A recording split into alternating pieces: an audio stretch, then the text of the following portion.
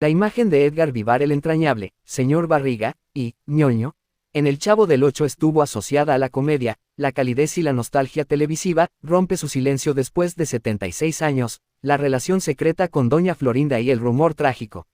Nadie imaginaba que, tras más de 7 décadas de vida, él guardaba un secreto que lo atormentaba en silencio, una relación oculta con Florinda Mesa, la actriz que dio vida a la inolvidable doña Florinda. Su confesión no fue espontánea. Según él mismo relató, guardó silencio por respeto a la memoria de sus compañeros y para evitar romper el corazón de quienes crecieron creyendo que todo era solo actuación. Sin embargo, la edad y la necesidad de limpiar su conciencia lo llevaron a hablar. El momento de la revelación. En una entrevista grabada en un set íntimo, con luz tenue y sin público, Edgar comenzó diciendo: muchos hablaron del romance entre Florinda y Roberto Gómez Bolaños, y claro, todos saben de la tensión con Carlos Villagrán, pero lo que nunca nadie se atrevió a decir es que yo también estuve con ella. No como un juego, sino como algo real, algo que me marcó para siempre. La declaración cayó como un rayo. Los rumores sobre Florinda y Kiko habían sido noticia desde hace décadas, incluso antes de que salieran a la luz las diferencias internas en el elenco. Pero nadie, absolutamente nadie, había vinculado sentimentalmente al señor Barriga con doña Florinda. Edgar relató que todo comenzó durante una gira internacional de El Chavo del Ocho en los años 70. Los hoteles, las cenas tras los shows y las conversaciones en camerinos generaron una complicidad inesperada. No era parte del guión. Ella se reía de cosas que solo yo le decía, y una noche, sin buscarlo, ocurrió. Desde entonces, mantuvimos encuentros en secreto. El conflicto con Kiko. Aquí viene la parte más tensa. Carlos Villagrán, Kiko, en la serie, no solo había tenido un vínculo sentimental con Florinda antes de su relación con Chespirito, sino que, según Edgar, él mismo fue testigo de una situación que detonó un rumor trágico. Carlos nos vio una vez. No dijo nada en público, pero en privado, eso cambió todo. Hubo miradas frías, discusiones y un distanciamiento irreversible en el elenco. A raíz de ese triángulo, o cuadrado, si contamos a Chespirito, comenzó a correr entre los pasillos de Televisa un rumor inquietante, que ese entramado de relaciones fue una de las causas reales del quiebre del programa y de la ruptura de amistades que parecían indestructibles. Algunos exmiembros del equipo han insinuado que, algo muy fuerte, pasó entre ellos, pero jamás dieron nombres, hasta ahora. Edgar confesó que, con los años, la culpa lo fue consumiendo, especialmente al ver cómo la prensa solo hablaba de Florinda y Chespirito, o Florinda y Kiko.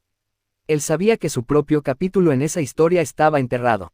No busco manchar la memoria de nadie, pero mi silencio me estaba matando. Ya no tengo miedo, solo quiero que se sepa la verdad.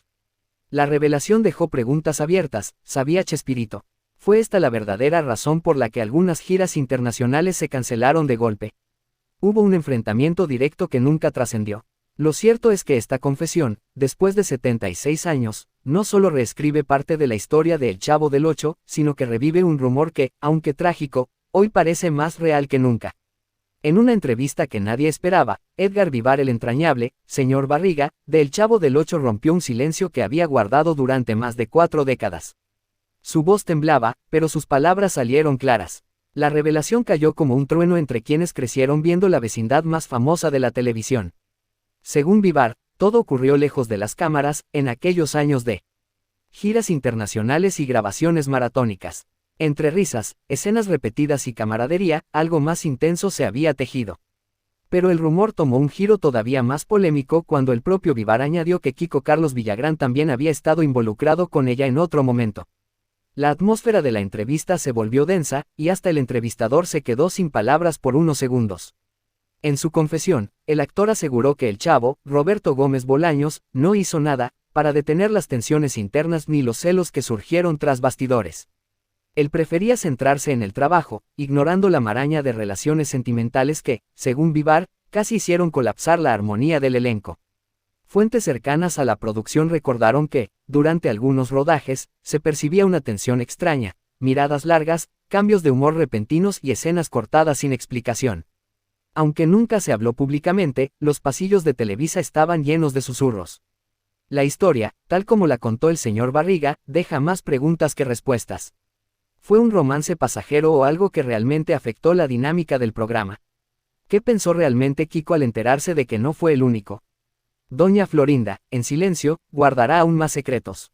Porque si algo dejó claro esta confesión, es que la vecindad de El Chavo del Ocho no solo fue un lugar de humor y ternura, sino también un escenario donde, lejos de los reflectores, se vivieron historias que hoy parecen más propias de un drama que de una comedia. La sala del pequeño estudio olía a café frío y a cartón de utilería. Las luces seguían encendidas a pesar de que la entrevista había terminado hacía minutos. Algunos miembros del equipo recogían cámaras, otros charlaban en voz baja. Pero Edgar no se movía. Se quedó sentado, con la mirada perdida en un punto del suelo como si buscara entre las losetas un recuerdo perdido. Edgar apretó los labios. Sus manos, acostumbradas a empujar el carrito de la panadería en escena, ahora jugaban con una servilleta arrugada. Sí, dijo, yo no vine a inventar nada. Vine a cerrar una puerta que llevaba abierta demasiado tiempo. La noticia había corrido como pólvora por las redes en cuestión de horas, la confesión del señor Barriga. Pero en la vecindad, las cosas no se cuentan con hashtags, se cuentan en miradas, en silencios, en latidos descompasados. Y allí, en el corazón del barrio, algunos recuerdos afloraron con más fuerza que el propio rumor. Esa misma noche, en un cuarto del edificio donde las paredes guardaban las risas de años, doña Florinda encendió el televisor solo para ver fragmentos de una vida que ya consideraba enterrada. Su maquillaje, siempre impecable, parecía más una máscara que una aliada. Sus dedos tantearon una carta antigua que había escondido dentro de una caja de zapatos. Las letras, torcidas por la tinta del tiempo, hablaban de promesas y silencios. Mientras tanto, Kiko no supo si reír o romper algo.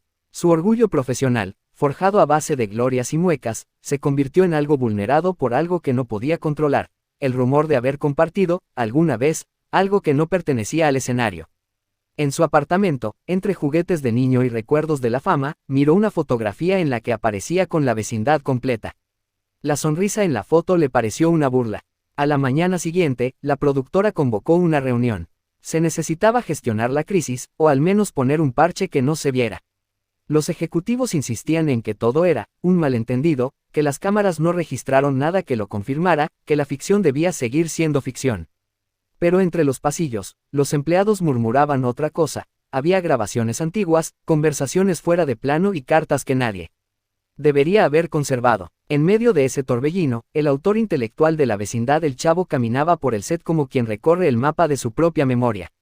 Roberto había aprendido a construir mundos con manos humildes. Sin embargo, aquel día, la suya tembló cuando un asistente dejó sobre su escritorio una hoja doblada con el título, Historias que ya no sirven para la risa. Roberto la abrió, leyó párrafos escritos con tinta firme, que describían escenas detrás de cámaras y nombres que aparecían como notas al pie de una comedia que ahora se sentía a medias.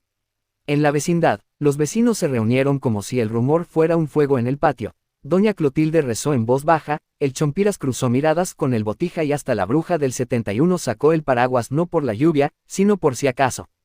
Las caras conocidas, esas que en pantalla son risas, en la vida real eran máscaras con costuras a punto de romperse. Una tarde, ya entrada la semana, Edgar recibió una llamada. La voz del otro lado era apenas un susurro, como si quien llamaba tuviera miedo de activar más ecos. Pero Edgar sabía que quedarse callado también le costaría. El peso de años sin decir la verdad le había endurecido la garganta. Con paso decidido, fue a la productora. Abrió la caja. Dentro, más de lo que imaginó. Polaroids con sonrisas a medias, anotaciones al margen de guiones donde alguien había escrito nombres, y una cinta de audio con una fecha olvidada. Regresó a su casa con la cinta en el bolsillo, como quien lleva un objeto capaz de detonar recuerdos. Esa noche la puso en un viejo reproductor. La voz que salió de la cinta era temblorosa al principio, luego clara.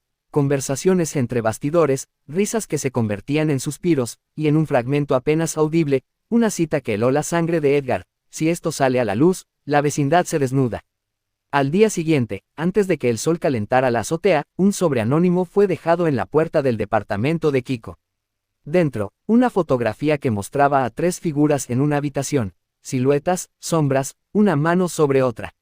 No era un documento concluyente, pero sí era una prueba de que algo más profundo que una anécdota existía.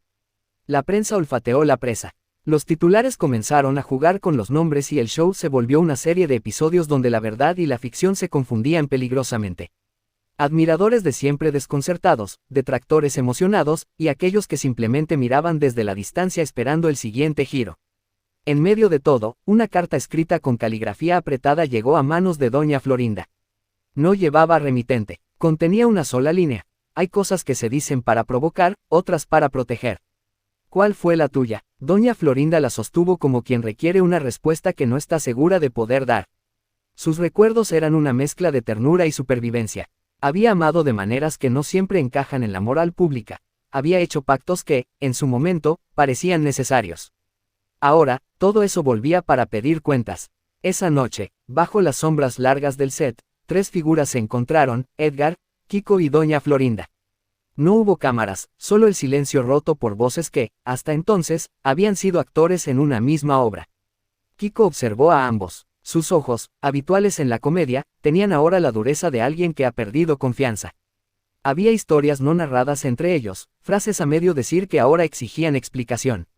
Antes de que alguien pudiera continuar, se escuchó un clic sordo, una luz se encendió en el estudio contiguo. Alguien había prendido la cámara. No era una cámara de utilería. Era una cámara que registraba lo que pasa cuando los actores bajan el telón. Y en su lente, el barrio entero parecía contener la respiración. La grabación que esa noche comenzara sería solo el primero de los episodios que pondrían a prueba la verdad, la lealtad y la memoria. Y en la oscuridad, una voz en off, cansada pero decidida, susurró: si lo contamos todo, ¿qué nos quedará para reír mañana?